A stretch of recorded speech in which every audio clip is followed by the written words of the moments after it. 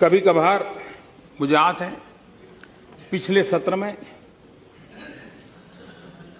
हमारी बहुत मजाक उड़ाई गई। मैं नहीं जानता हूं इस प्रकार का भाषा का प्रयोग जो कर रहे थे उचित होता था। यहां तक कह दिया कि आपको वीजा दे रहे हैं पार्लियामेंट में आने का। इस प्रकार का प्रयोग करने वाले लोगों को मैं और तो कुछ कहता नहीं हूं, लेकिन मैं इतना कहता हूं, अंतर्राष्ट्रीय स्थानों पर कुछ काम निर्धारित होते हैं जिसको करने पड़ते हैं। उन मीटिंगों में पहले के प्रधानमंत्रियों को भी जाना पड़ता था, इस प्रधानमंत्री को जाना पड़ता है, और भविष्य में जो आएगा उसको भी जाना पड़ेगा। लेकिन वही एक मजाक का विषय बन जाए कि हमारी राजनीति इतनी नीचे आ गई है कि हम कोई ऐसी बातों की चर्चा कर रहे हैं कि आपके पास मेरी आलोचना करने के लिए और कोई मुद्दे नहीं बचे।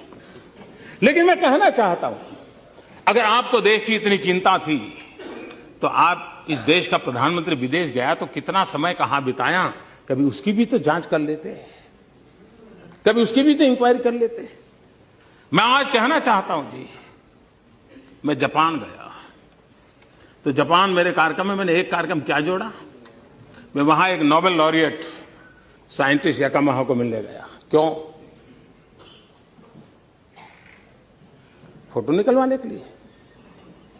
मैं इसलिए किया गया कि उन्होंने स्टेम सेल के अंदर जो रिसर्च की है, मैंने जितना पढ़ा था तो मेरे मन में आया था शायद इनकी एक खोज हमारे काम आ सकती है क्या। क्योंकि मैं जानता हूं मेरे देश के आदिवासी, उन आदिवासियों को परंपरागत रूप से सिकल सेल की भयंकर बीमारी से जूझना पड़ रहा है, और सिकल सेल की बीमारी कैंसर से भी भयंकर होती है। जिन्होंने सिकल सेल की बीमारी वालों के विषय में पूछा है तो पता चलेगा ये कितनी पीड़ादायक होती है और पीढ़ी दर पीढ़ी चलती है। अभी तक उसकी कोई दवाई नहीं मिली है। एक आशा लगी है कि स्टेम सेल के द्वारा सिकल सेल की बीमारी से मुक्ति हो जाए।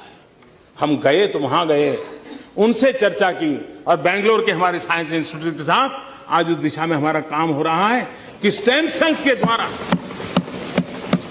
हमारे युवा साइंटिस्ट कुछ खोज करें। मेरे आदिवासी भाइयों को पीढ़ी दर पीढ़ी जो परेशानियों से जिंदगी गुजारनी पड़ती है उससे वो बाहर आए।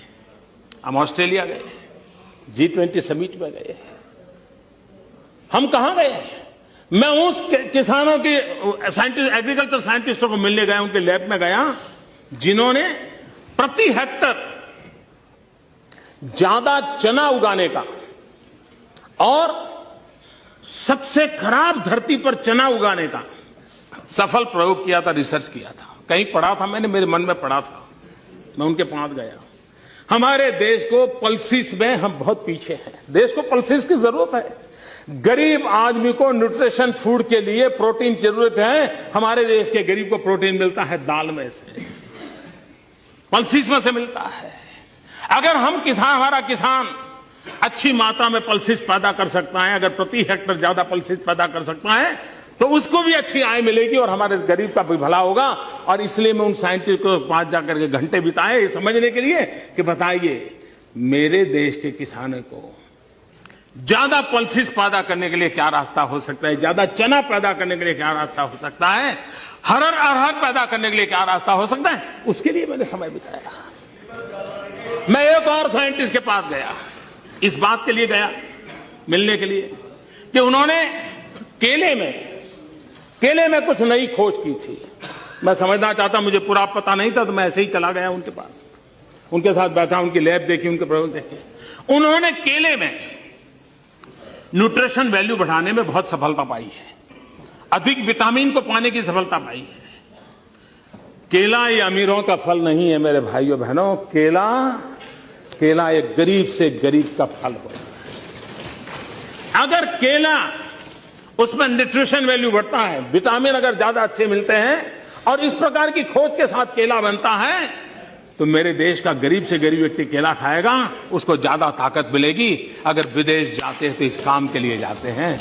देश का गरीब हमारे दिमाग में होता है। देश का आदिवासी हमारे दिमाग में होता है, देश का किसान हमारे दिमाग में होता है, और दुनिया में जो भी अच्छा है, जो मेरे देश के गरीबों के काम आए, उसको लाने की एक तड़प होती है। उस तड़प के लिए हम कोशिश करते हैं, और इसलिए